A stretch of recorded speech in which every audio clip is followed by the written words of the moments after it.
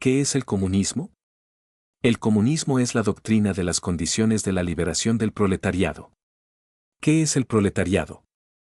El proletariado es la clase social que consigue sus medios de subsistencia exclusivamente de la venta de su trabajo, y no del rédito de algún capital. Es la clase cuyas dicha y pena, vida y muerte y toda la existencia dependen de la demanda de trabajo, es decir, de los periodos de crisis y de prosperidad de los negocios. De las fluctuaciones de una competencia desenfrenada. Dicho en pocas palabras, el proletariado, o la clase de los proletarios, es la clase trabajadora del siglo XIX. ¿Quiere decir que los proletarios no han existido siempre? No. Las clases pobres y trabajadoras han existido siempre, siendo pobres en la mayoría de los casos. Ahora bien, los pobres, los obreros que viviesen en las condiciones que acabamos de señalar, o sea los proletarios, no han existido siempre, del mismo modo que la competencia no ha sido siempre libre y desenfrenada.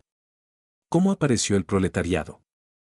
El proletariado nació a raíz de la Revolución Industrial, que se produjo en Inglaterra en la segunda mitad del siglo pasado y se repitió luego en todos los países civilizados del mundo. Dicha revolución se debió al invento de la máquina de vapor, de las diversas máquinas de hilar, del telar mecánico y de toda una serie de otros dispositivos mecánicos.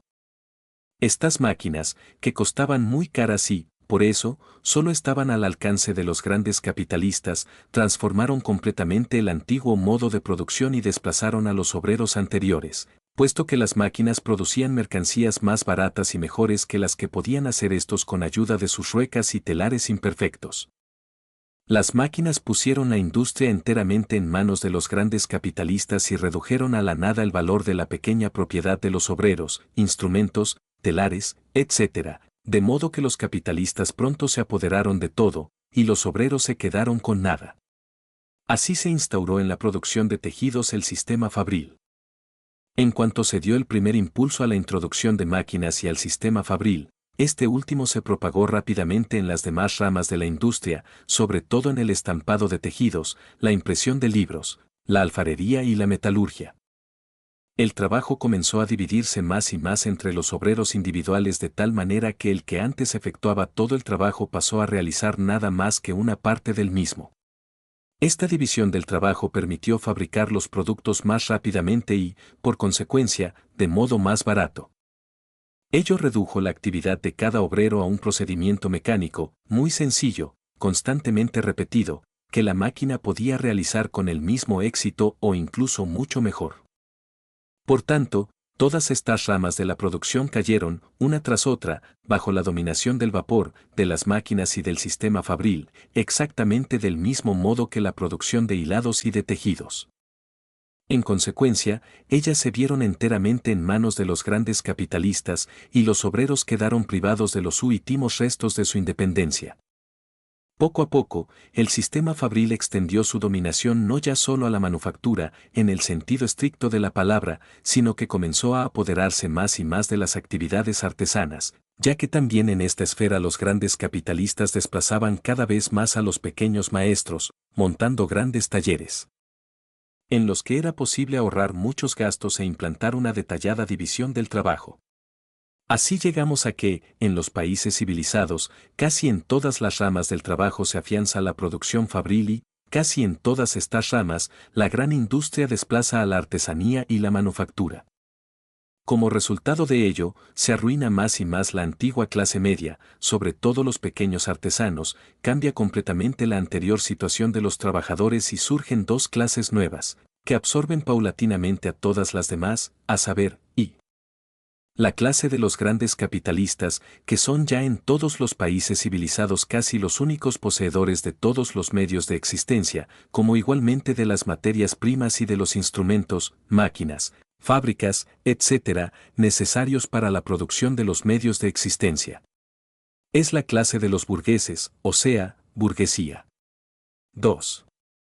La clase de los completamente desposeídos, de los que en virtud de ello se ven forzados a vender su trabajo a los burgueses, al fin de recibir en cambio los medios de subsistencia necesarios para vivir. Esta clase se denomina la clase de los proletarios, o sea, proletariado. ¿En qué condiciones se realiza esta venta del trabajo de los proletarios a los burgueses?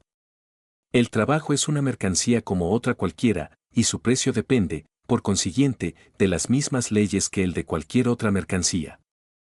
Pero, el precio de una mercancía, bajo el dominio de la gran industria o de la libre competencia, que es lo mismo, como lo veremos más adelante, es, por término medio, siempre igual a los gastos de producción de dicha mercancía. Por tanto, el precio del trabajo es también igual al costo de producción del trabajo. Ahora bien, el costo de producción del trabajo consta precisamente de la cantidad de medios de subsistencia indispensables para que el obrero esté en condiciones de mantener su capacidad de trabajo y para que la clase obrera no se extinga.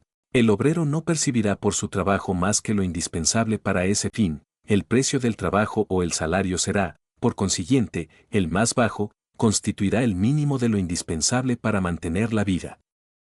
Pero, por cuanto en los negocios existen periodos mejores y peores, el obrero percibirá unas veces más, otras menos, exactamente de la misma manera que el fabricante cobra unas veces más, otras menos, por sus mercancías. Y, al igual que el fabricante, que, por término medio, contando los tiempos buenos y los malos, no percibe por sus mercancías ni más ni menos que su costo de producción, el obrero percibirá, por término medio, ni más ni menos que ese mínimo. Esta ley económica del salario se aplicará más rigurosamente en la medida en que la gran industria vaya penetrando en todas las ramas de la producción. ¿Qué clases trabajadores existían antes de la revolución industrial? Las clases trabajadoras han vivido en distintas condiciones, según las diferentes fases de desarrollo de la sociedad, y han ocupado posiciones distintas respecto de las clases poseedoras y dominantes. En la antigüedad, los trabajadores eran esclavos de sus amos, como lo son todavía en un gran número de países atrasados e incluso en la parte meridional de los Estados Unidos.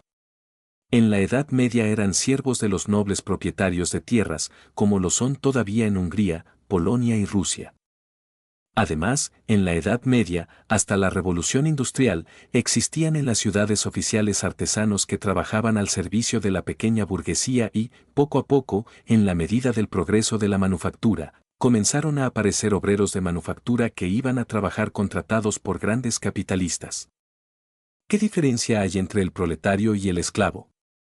El esclavo está vendido de una vez y para siempre, en cambio, el proletario tiene que venderse el mismo cada día y cada hora. Todo esclavo individual, propiedad de un señor determinado, tiene ya asegurada su existencia por miserable que sea, por interés de éste. En cambio el proletario individual es, valga la expresión, propiedad de toda la clase de la burguesía. Su trabajo no se compra más que cuando alguien lo necesita, por cuya razón no tiene la existencia asegurada. Esta existencia está asegurada únicamente a toda la clase de los proletarios. El esclavo está fuera de la competencia. El proletario se halla sometido a ello y siente todas sus fluctuaciones. El esclavo es considerado como una cosa, y no miembro de la sociedad civil. El proletario es reconocido como persona, como miembro de la sociedad civil. Por consiguiente, el esclavo puede tener una existencia mejor que el proletario, pero este último pertenece a una etapa superior de desarrollo de la sociedad y se encuentra a un nivel más alto que el esclavo. Este se libera cuando de todas las relaciones de la propiedad privada no suprime más que una, la relación de esclavitud, gracias a lo cual solo entonces se convierte en proletario. En cambio, el proletario solo puede liberarse suprimiendo toda la propiedad privada en general. ¿Qué diferencia hay entre el proletario y el siervo? El siervo posee en propiedad y usufructo un instrumento de producción y una porción de tierra, a cambio de lo cual entrega una parte de su producto o cumple ciertos trabajos. El proletario trabaja con instrumentos de producción pertenecientes a otra persona, por cuenta de ésta, a cambio de una parte del producto. El siervo da, al proletario le dan. El siervo tiene la existencia asegurada, el proletario no. El siervo está fuera de la competencia, el proletario se halla sujeto a ella. El siervo se libera ya refugiándose en la ciudad y haciéndose artesano, ya dando a su amo dinero en lugar de trabajo o productos, transformándose en libre arrendatario, ya expulsando a su señor feudal y haciéndose el mismo propietario. Dicho en breves palabras, se libera entrando de una manera u otra en la clase poseedora y en la esfera de la competencia. El proletario se libera suprimiendo la competencia, la propiedad privada y todas las diferencias de clase.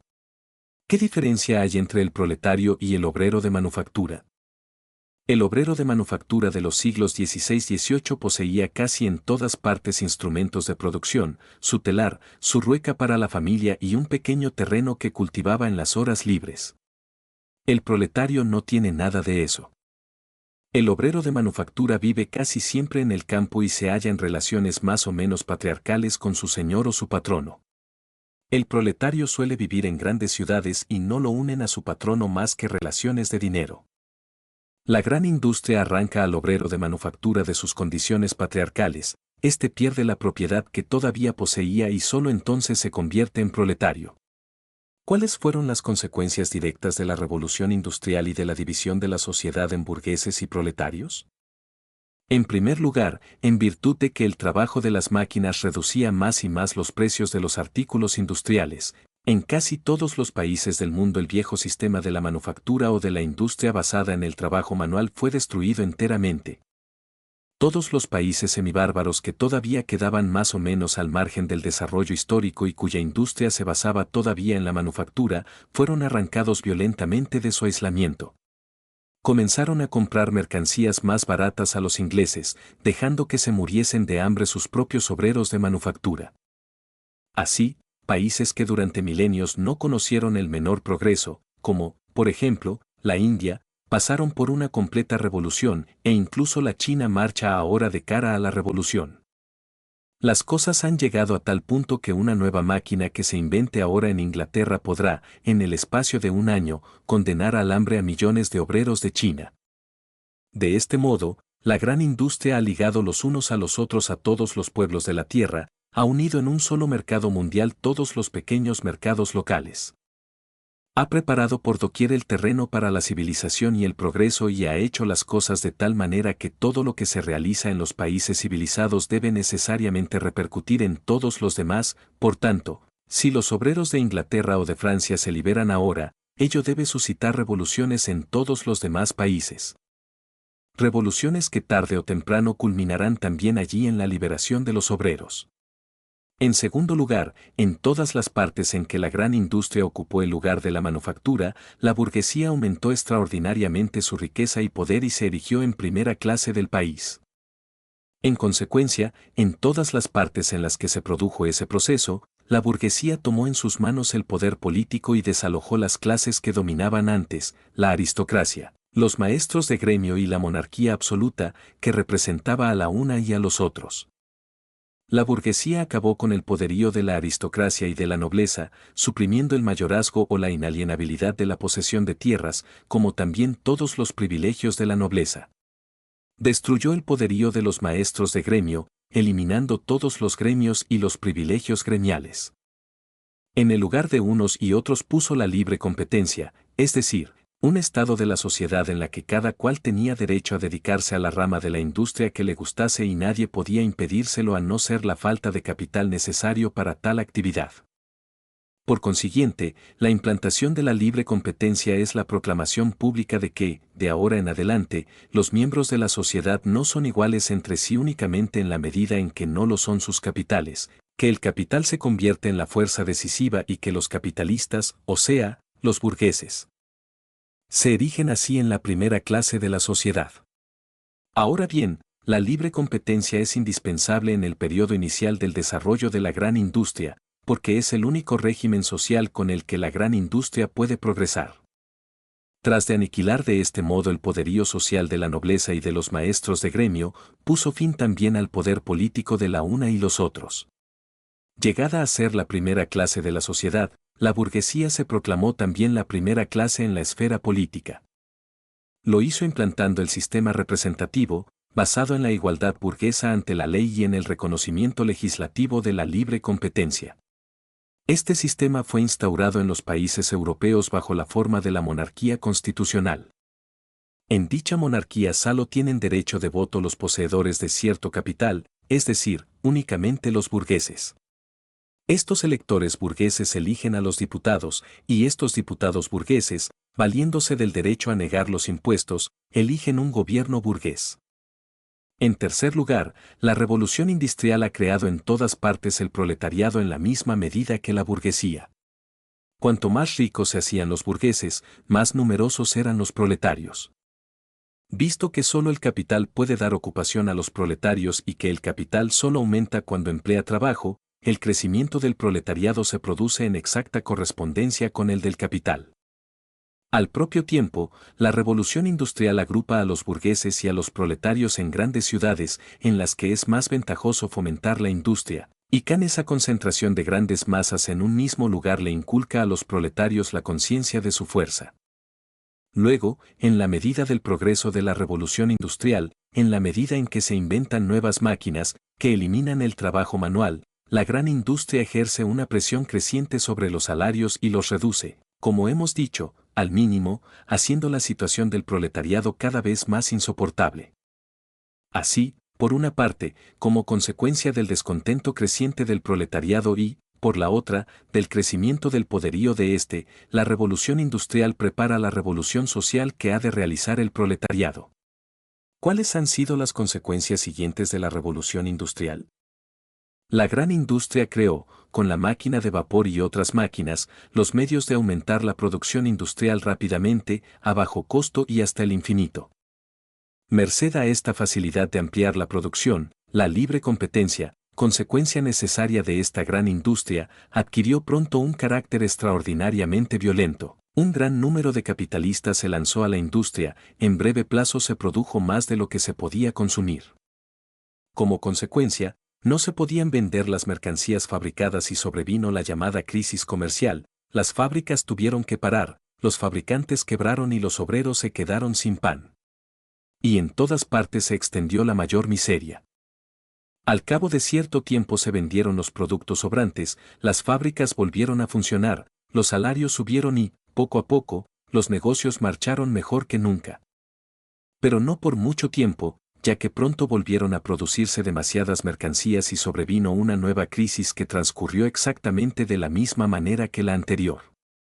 Así, desde comienzos del presente siglo, en la situación de la industria se han producido continuamente oscilaciones entre periodos de prosperidad y periodos de crisis, y casi regularmente, cada 5 o 7 años se ha producido tal crisis, con la particularidad de que cada vez acarreaba las mayores calamidades para los obreros.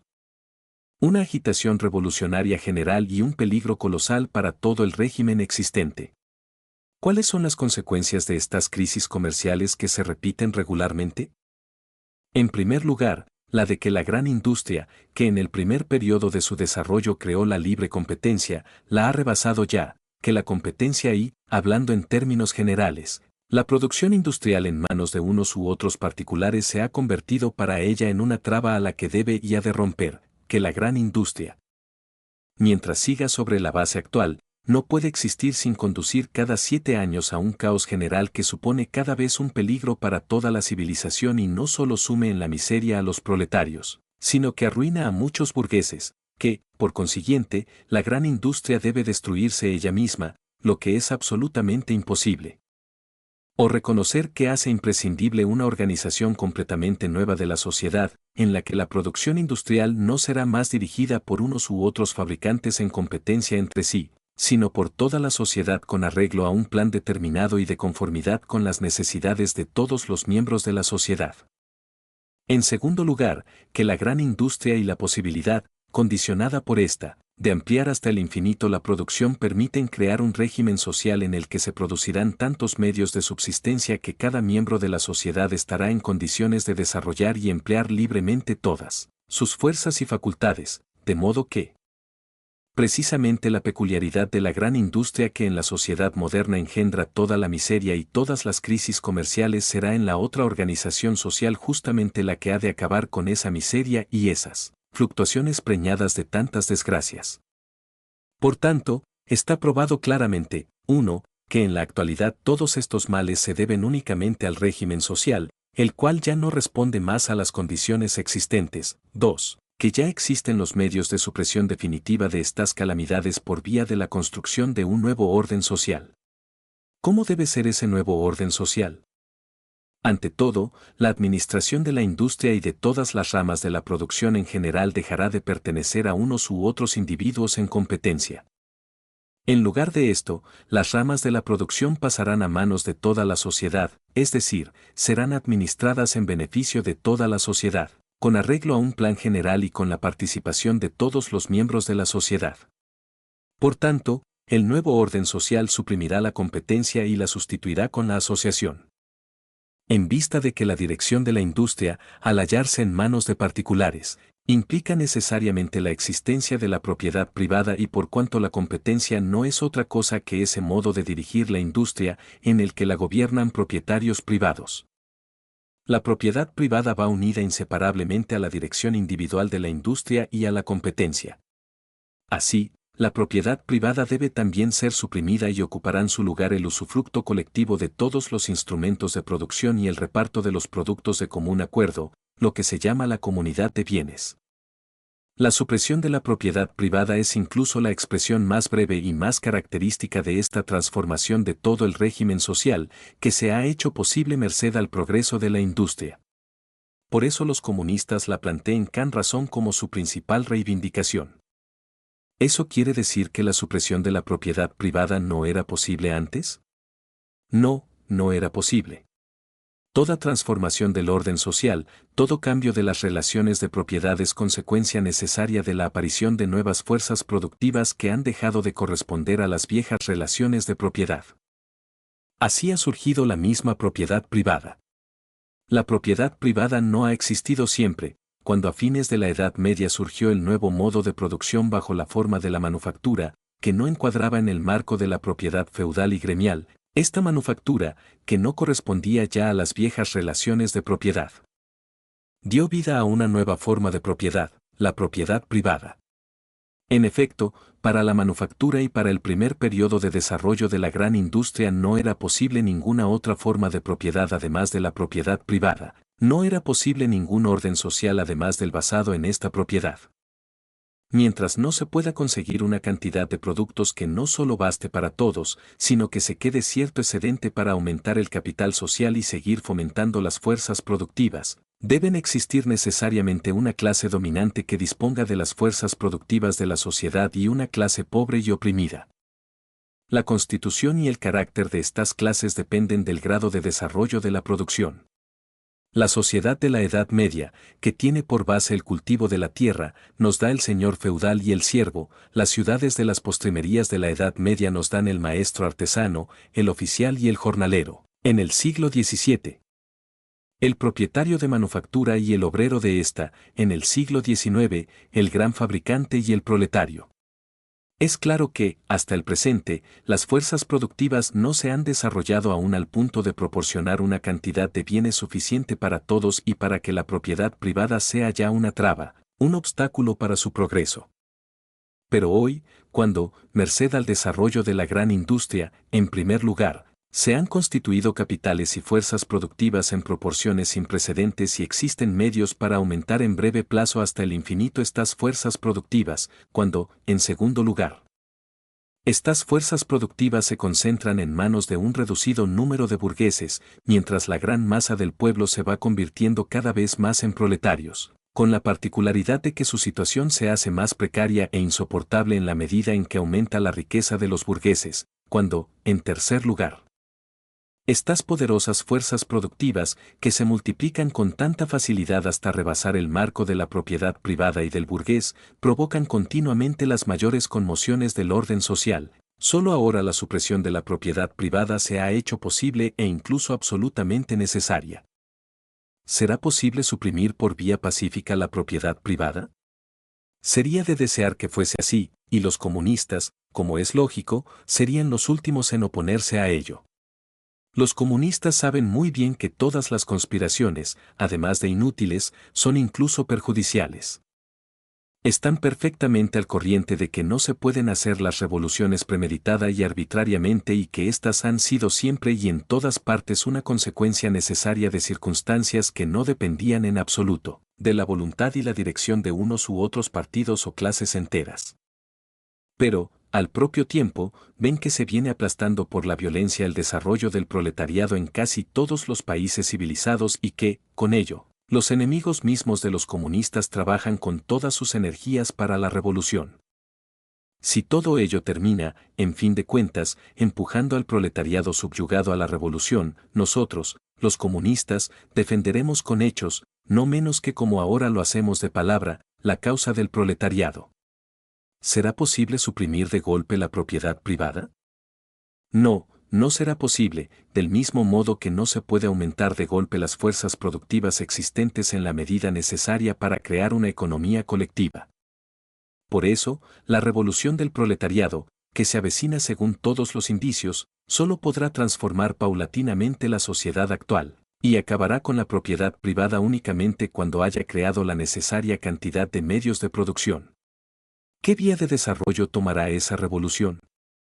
Establecerá, ante todo, un régimen democrático y, por tanto, directa o indirectamente, la dominación política del proletariado.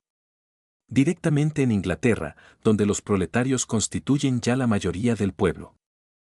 Indirectamente en Francia y en Alemania, donde la mayoría del pueblo no consta únicamente de proletarios, sino, además, de pequeños campesinos y pequeños burgueses de la ciudad, que se encuentran solo en la fase de transformación en proletariado y que, en lo tocante a la satisfacción de sus intereses políticos, dependen cada vez más del proletariado, por cuya razón han de adherirse pronto a las reivindicaciones de éste.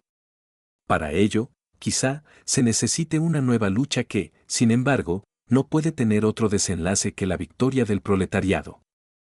La democracia sería absolutamente inútil para el proletariado si no la utilizara inmediatamente como medio para llevar a cabo amplias medidas que atentasen directamente contra la propiedad privada y asegurasen la existencia del proletariado.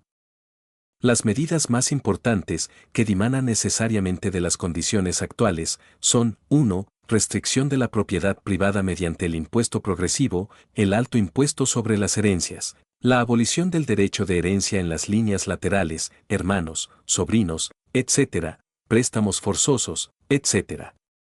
2. Expropiación gradual de los propietarios agrarios, fabricantes, propietarios de ferrocarriles y buques, parcialmente con ayuda de la competencia por parte de la industria estatal y, parcialmente de modo directo, con indemnización en asignados.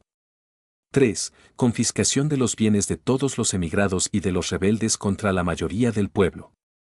4. Organización del trabajo y ocupación de los proletarios en fincas, fábricas y talleres nacionales, con lo cual se eliminará la competencia entre los obreros y los fabricantes que queden, tendrán que pagar salarios tan altos como el Estado. 5. Igual deber obligatorio de trabajo para todos los miembros de la sociedad hasta la supresión completa de la propiedad privada. Formación de ejércitos industriales, sobre todo para la agricultura. 6. Centralización de los créditos y la banca en las manos del Estado a través del Banco Nacional, con capital del Estado. Cierre de todos los bancos privados. 7. Aumento del número de fábricas, talleres, ferrocarriles y buques nacionales. Cultivo de todas las tierras que están sin labrar y mejoramiento del cultivo de las demás tierras en consonancia con el aumento de los capitales y del número de obreros de que dispone la nación. 8. Educación de todos los niños en establecimientos estatales y a cargo del Estado, desde el momento en que puedan prescindir del cuidado de la madre. Conjugar la educación con el trabajo fabril. 9. Construcción de grandes palacios en las fincas del Estado para que sirvan de vivienda a las comunas de ciudadanos que trabajen en la industria y la agricultura y unan las ventajas de la vida en la ciudad y en el campo, evitando así el carácter unilateral y los defectos de la una y la otra. 10. Destrucción de todas las casas y barrios insalubres y mal construidos. 11. Igualdad de derecho de herencia para los hijos legítimos y los naturales. 12. Concentración de todos los medios de transporte en manos de la nación. Por supuesto, todas estas medidas no podrán ser llevadas a la práctica de golpe. Pero cada una entraña necesariamente la siguiente. Una vez emprendido el primer ataque radical contra la propiedad privada, el proletariado se verá obligado a seguir siempre adelante y a concentrar más y más en las manos del Estado todo el capital, toda la agricultura, toda la industria, todo el transporte y todo el cambio. Este es el objetivo a que conducen las medidas mencionadas. Ellas serán aplicables y surtirán su efecto centralizador exactamente en el mismo grado en que el trabajo del proletariado multiplique las fuerzas productivas del país.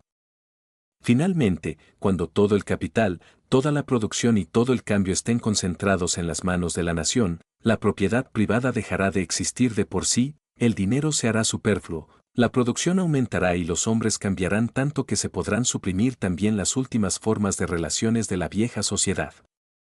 ¿Es posible esta revolución en un solo país? No. La gran industria, al crear el mercado mundial, ha unido ya tan estrechamente todos los pueblos del globo terrestre, sobre todo los pueblos civilizados, que cada uno depende de lo que ocurre en la tierra del otro. Además, ha nivelado en todos los países civilizados el desarrollo social a tal punto que en todos estos países la burguesía y el proletariado se han erigido en las dos clases decisivas de la sociedad, y la lucha entre ellas se ha convertido en la principal lucha de nuestros días. Por consecuencia, la revolución comunista no será una revolución puramente nacional, sino que se producirá simultáneamente en todos los países civilizados, es decir, al menos en Inglaterra, en América, en Francia y en Alemania. Ella se desarrollará en cada uno de estos países más rápidamente o más lentamente, dependiendo del grado en que esté en cada uno de ellos más desarrollada la industria, en que se hayan acumulado más riquezas y se disponga de mayores fuerzas productivas. Por eso será más lenta y difícil en Alemania y más rápida y fácil en Inglaterra. Ejercerá igualmente una influencia considerable en los demás países del mundo, modificará de raíz y acelerará extraordinariamente su anterior marcha del desarrollo. Es una revolución universal y tendrá, por eso, un ámbito universal. ¿Cuáles serán las consecuencias de la supresión definitiva de la propiedad privada? Al quitar a los capitalistas privados el usufructo de todas las fuerzas productivas y medios de comunicación, así como el cambio y el reparto de los productos, al administrar todo eso con arreglo a un plan basado en los recursos disponibles y las necesidades de toda la sociedad, ésta suprimirá, primeramente, todas las consecuencias nefastas ligadas al actual sistema de dirección de la gran industria. Las crisis desaparecerán, la producción ampliada, que es, en la sociedad actual, una superproducción y una causa tan poderosa de la miseria, será entonces muy insuficiente y deberá adquirir proporciones mucho mayores. En lugar de engendrar la miseria, la producción superior a las necesidades perentorias de la sociedad permitirá satisfacer las demandas de todos los miembros de ésta, engendrará nuevas demandas y creará, a la vez, los medios de satisfacerlas. Será la condición y la causa de un mayor progreso y lo llevará a cabo, sin suscitar, como antes, el trastorno periódico de todo el orden social. La gran industria, liberada de las trabas de la propiedad privada, se desarrollará en tales proporciones que, comparado con ellas, su estado actual parecerá tan mezquino como la manufactura al lado de la gran industria moderna. Este avance de la industria brindará a la sociedad suficiente cantidad de productos para satisfacer las necesidades de todos. Del mismo modo, la agricultura, en la que, debido al yugo de la propiedad privada y al fraccionamiento de las parcelas, resulta difícil el empleo de los perfeccionamientos ya existentes y de los adelantos de la ciencia, experimentará un nuevo auge y ofrecerá a disposición de la sociedad una cantidad suficiente de productos.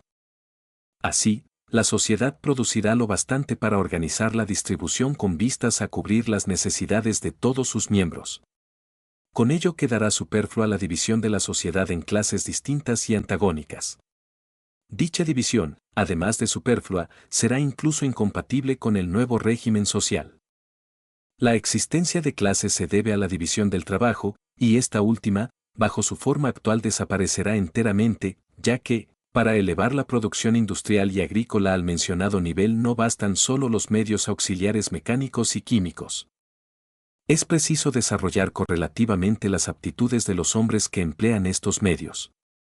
Al igual que en el siglo pasado, cuando los campesinos y los obreros de las manufacturas, tras de ser incorporados a la gran industria, modificaron todo su régimen de vida y se volvieron completamente otros.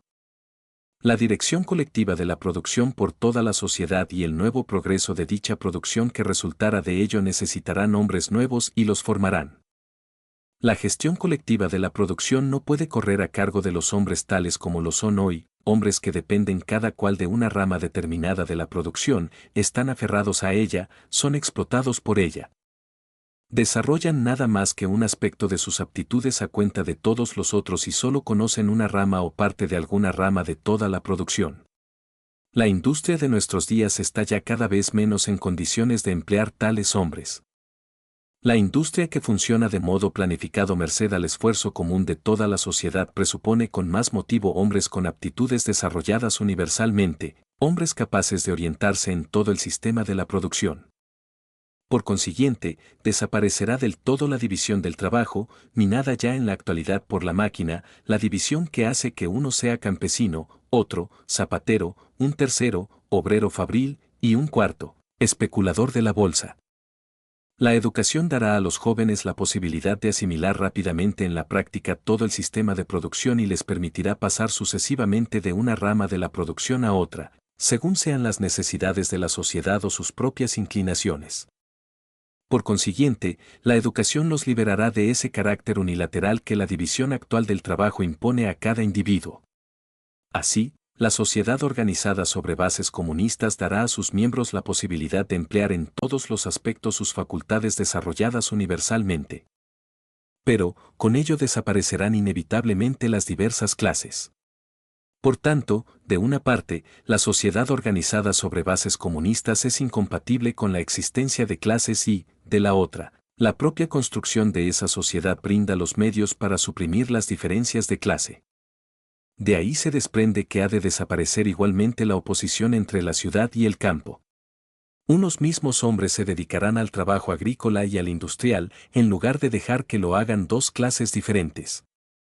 Esto es una condición necesaria de la asociación comunista y por razones muy materiales.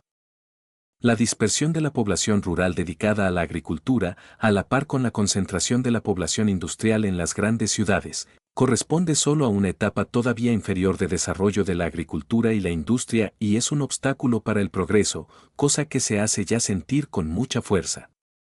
La asociación general de todos los miembros de la sociedad al objeto de utilizar colectiva y racionalmente las fuerzas productivas, el fomento de la producción en proporciones suficientes para cubrir las necesidades de todos, la liquidación del estado de cosas en el que las necesidades de unos se satisfacen a costa de otros. La supresión completa de las clases y del antagonismo entre ellas, el desarrollo universal de las facultades de todos los miembros de la sociedad merced a la eliminación de la anterior división del trabajo, mediante la educación industrial, merced al cambio de actividad. A la participación de todos en el usufructo de los bienes creados por todos y, finalmente, mediante la fusión de la ciudad con el campo serán los principales resultados de la supresión de la propiedad privada. ¿Qué influencia ejercerá el régimen social comunista en la familia? Las relaciones entre los sexos tendrán un carácter puramente privado, perteneciente solo a las personas que toman parte en ellas, sin el menor motivo para la injerencia de la sociedad. Eso es posible merced a la supresión de la propiedad privada y a la educación de los niños por la sociedad, con lo cual se destruyen las dos bases del matrimonio actual ligadas a la propiedad privada, la dependencia de la mujer respecto del hombre y la dependencia de los hijos respecto de los padres. En ello reside, precisamente, la respuesta a los alaridos altamente moralistas de los burguesotes con motivo de la comunidad de las mujeres, que, según estos, quieren implantar los comunistas. La comunidad de las mujeres es un fenómeno que pertenece enteramente a la sociedad burguesa y existe hoy plenamente bajo la forma de prostitución. Pero, la prostitución descansa en la propiedad privada y desaparecerá junto con ella. Por consiguiente, la organización comunista, en lugar de implantar la comunidad de las mujeres, la suprimirá. ¿Cuál es la diferencia entre los comunistas y los socialistas? Los llamados socialistas se dividen en tres categorías. La primera consta de partidarios de la sociedad feudal y patriarcal, que ha sido destruida y sigue siéndolo a diario por la gran industria, el comercio mundial y la sociedad burguesa creada por ambos. Esta categoría saca de los males de la sociedad moderna la conclusión de que hay que restablecer la sociedad feudal y patriarcal, ya que estaba libre de estos males. Todas sus propuestas persiguen, directa o indirectamente, este objetivo. Los comunistas lucharán siempre enérgicamente contra esa categoría de socialistas reaccionarios, pese a su fingida compasión de la miseria del proletariado y las amargas lágrimas que vierten con tal motivo, puesto que estos socialistas, 1. Se proponen un objetivo absolutamente imposible.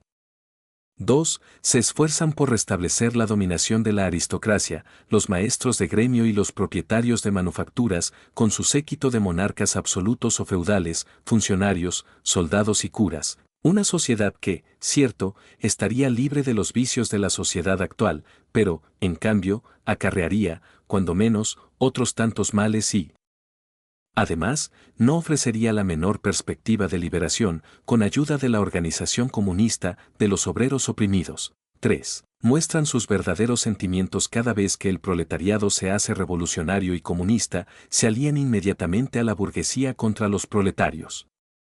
La segunda categoría consta de partidarios de la sociedad actual, a los que los males necesariamente provocados por esta inspiran temores en cuanto a la existencia de la misma. Ellos quieren, por consiguiente, conservar la sociedad actual, pero suprimir los males ligados a ella.